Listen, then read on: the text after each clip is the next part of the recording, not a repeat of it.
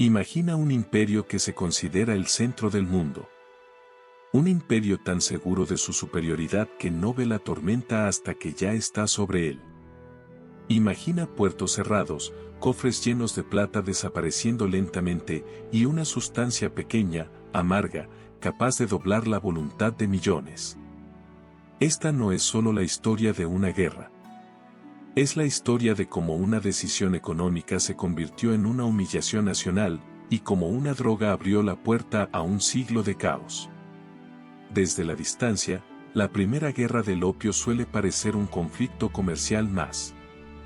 Un desacuerdo entre imperios. Un choque de intereses. Pero para quienes la vivieron, fue algo mucho más íntimo. Fue el momento en que China se dio cuenta de que el mundo había cambiado, y de que ella no estaba preparada. No hubo una gran invasión inicial. No hubo una declaración dramática que anunciara el comienzo del desastre.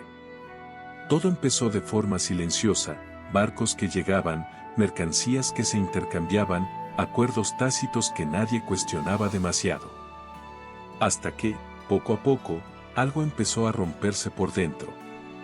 Porque cuando una sociedad se enfrenta a una amenaza que no entiende, suele reaccionar tarde.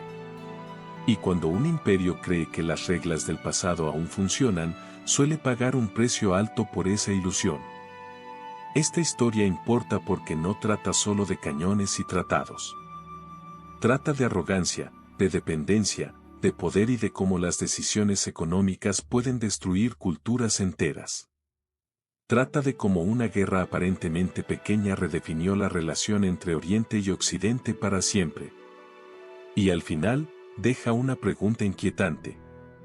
¿Qué ocurre cuando un imperio pierde el control, sin darse cuenta? Durante siglos, China se había visto a sí misma como un mundo completo. No necesitaba nada del exterior. Sus campos producían alimento, sus artesanos creaban bienes admirados en todo el planeta, y su sistema político se basaba en la idea de equilibrio y orden. El comercio exterior no era una prioridad, era una concesión. Los comerciantes extranjeros que llegaban a sus costas lo sabían. Entraban en un sistema rígido, con reglas claras, comerciar solo en ciertos puertos, aceptar intermediarios oficiales, inclinar la cabeza ante un orden que no estaba diseñado para ellos. China no negociaba desde la necesidad, sino desde la seguridad. Pero fuera de ese mundo cerrado, algo estaba cambiando. Europa se transformaba rápidamente. La demanda de productos chinos, té, seda, porcelana, crecía sin parar. Y con ella, un problema: China no quería casi nada a cambio. La plata fluía en una sola dirección. Para los comerciantes británicos, esto no era solo incómodo. Era insustainable. Cada barco que regresaba vacío de mercancías occidentales, pero cargado de productos chinos, representaba una pérdida estratégica. El equilibrio comercial se rompía, y alguien tenía que pagar el precio. Fue entonces cuando una mercancía distinta comenzó a llenar ese vacío. No era nueva. No era desconocida. Pero su escala lo cambió todo. El opio empezó a circular con una eficiencia silenciosa, entrando por puertos, ríos y manos que preferían no mirar demasiado de cerca. Al principio, el problema parecía lejano. Un vicio más. Un asunto menor.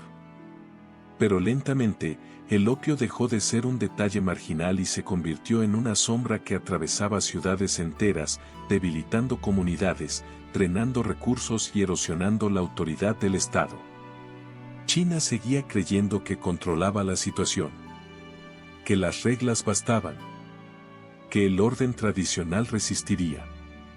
Pero el contexto había cambiado, y el imperio aún no lo sabía. El verdadero conflicto no empezó con barcos de guerra. Empezó con una contradicción imposible de ignorar. China necesitaba detener el opio para proteger a su población y su estabilidad. Gran Bretaña necesitaba mantenerlo para sostener su comercio y su poder global. Para las autoridades chinas, el opio no era solo una droga. Era una amenaza directa al orden social. Funcionarios debilitados, soldados incapaces, familias destruidas. El tejido mismo del imperio comenzaba a desgarrarse. Cada cargamento que entraba representaba una pérdida de control. Pero para los comerciantes británicos, el opio era la solución perfecta. Un producto con demanda creciente, fácil de transportar y extremadamente rentable. Detenerlo significaba volver al problema original, una balanza comercial desfavorable. Aquí estaba el núcleo del problema. Un imperio luchando por preservar su soberanía moral y social, y otro defendiendo su sistema económico a cualquier costo. No había espacio para un compromiso real. Cada paso de un lado era visto como una provocación por el otro. Cada intento de control parecía una amenaza existencial. Y cuando los intereses económicos se mezclan con el orgullo imperial, el conflicto deja de ser evitable. En algún punto, las autoridades chinas tomaron una decisión que parecía lógica, incluso inevitable: cortar el problema de raíz. No regularlo. No tolerarlo. Eliminarlo. Confiscar el opio. Destruirlo públicamente. Enviar un mensaje claro: este veneno no tendría lugar en China. Desde la perspectiva china, era un acto de defensa. De responsabilidad. Un intento desesperado por recuperar el control antes de que fuera demasiado tarde. Pero desde la perspectiva británica, fue algo completamente distinto. No lo vieron como una medida sanitaria o moral. Lo vieron como un ataque directo a la propiedad, al comercio y al honor nacional. Ese fue el punto de no retorno. Una decisión tomada para proteger un imperio, interpretada como una agresión que justificaba la guerra. Una acción llevó a otra. La destrucción del opio provocó indignación. La indignación exigió respuesta. La respuesta tomó forma de presión diplomática. La presión se transformó en amenaza. Y cuando las amenazas no funcionaron, llegaron los barcos. La tecnología militar occidental no era solo diferente. Era abrumadora. Cañones que alcanzaban más lejos, barcos que se movían con una eficiencia desconocida, tácticas diseñadas para dominar el mar. Cada enfrentamiento dejaba claro algo inquietante: China no estaba preparada para este tipo de guerra. No porque careciera de valentía, sino porque luchaba con reglas del pasado en un mundo que ya no existía. A medida que el conflicto avanzaba, los errores se acumulaban. Subestimación del enemigo. Mala comunicación interna. Decisiones lentas frente a un adversario rápido. Las derrotas no solo eran militares. Eran psicológicas. Cada puerto perdido, cada concesión forzada, erosionaba la imagen del imperio como centro del mundo. La tensión crecía no solo en los campos de batalla, sino dentro de China misma. Dudas, miedo, rabia. La sensación de que algo fundamental se estaba rompiendo. Ambos lados cometieron errores profundos. China subestimó la importancia del comercio global y sobreestimó la fuerza de la tradición. Gran Bretaña redujo una civilización entera a una ecuación económica. Nadie salió moralmente intacto. La guerra reveló lo que ocurre cuando el poder se ejerce sin empatía, y cuando el orgullo impide adaptarse. El conflicto terminó, pero no con una verdadera paz.